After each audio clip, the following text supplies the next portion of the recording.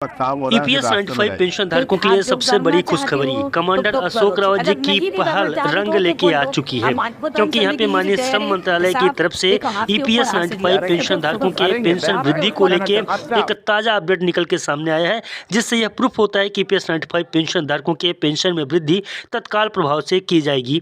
माननीय श्रम मंत्री जी स्वयं बुल्ढाना में आके कमांडर अशोक रावत जी से मुलाकात किए। कुछ वीडियोज और फोटोज हैं, उन्हें देखिए, आगे हम लोग चर्चा करते हैं।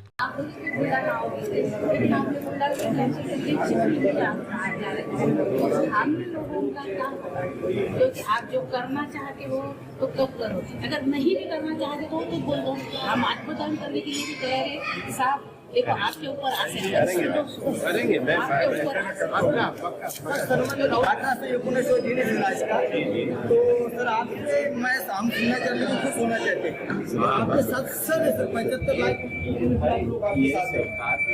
अभी आपने देखा कि किस प्रकार से राष्ट्रीय संघर्ष समिति के सदस्यों के द्वारा माननीय कमांडर अशोक रावत जी से मुलाकात कर उनसे इस बात की पुष्टि कर ली गई कि ईपीएस 95 पेंशन धारकों के पेंशन में वृद्धि कब तक की जाएगी, पेंशन में वृद्धि होगा अथवा नहीं होगा, ये बात साफ और स्पष्ट रूप से बताएं।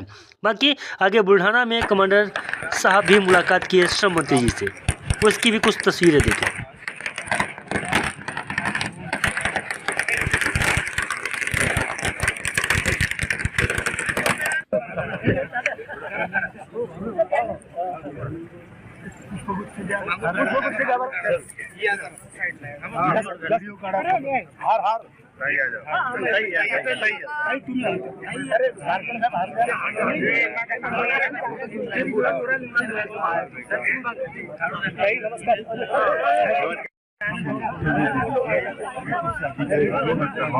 आपका काम हो रहा है कि रास्ते में रहे। दोस्तों, अभी तक में जितने भी वीडियोस को आपने देखा है, मैं आपको थोड़ा सा स्पष्ट कर दूं यहाँ पे कि सबसे पहले तो राष्ट्रीय संघर्ष समिति के सदस्यगण माननीय श्रम मंत्री जी से मुलाकात किए और मुलाकात करने के दौरान ही उनसे ये बात की कि क्या ईपीएस 95 पेंशन धारकों को और अभी इंतज़ार करना पड़ेगा और ईपीएस 95 पेंशन धारकों के पेंशन में वृद्धि कब तक होगी, करवाएंगे कि नहीं करवाएंगे। इस विषय में माननीय श्रम मंत्री जी के द्वारा ईपीएस 95 पेंशन धारकों के पेंशन में वृद्धि करने के लिए तत्काल प्रभाव से बोला गया कि नहीं, पेंशन में वृद्धि कराएंगे। और इसके बाद श्रम मंत्री जी स्वयं बुल्ढाना महाराष्ट्र में आए। उस समय कमांडर अशोक रावत जी श्रम मंत्री जी से मुलाकात किए और मुलाकात करने के बाद उन्होंने ईपीएस 95 पेंशन धारकों की समस्या के बारे में एक बार फिर से बात की। उस समय भी माननीय श्रम मंत्री जी के द्वारा ईपीएस 95 पेंशन धारकों के पेंशन में वृद्धि करने के लिए बात कही गई। इन सभी चीजों से यह स्पष्ट होता है कि ईपीएस 95 पेंशन धारकों के पेंशन में वृद्धि को लेकर स्वयं श्रम मंत्री जी ने ईपीएस 95 पेंशन धारकों को पेंशन वृद्धि करने का आश्वासन दिया।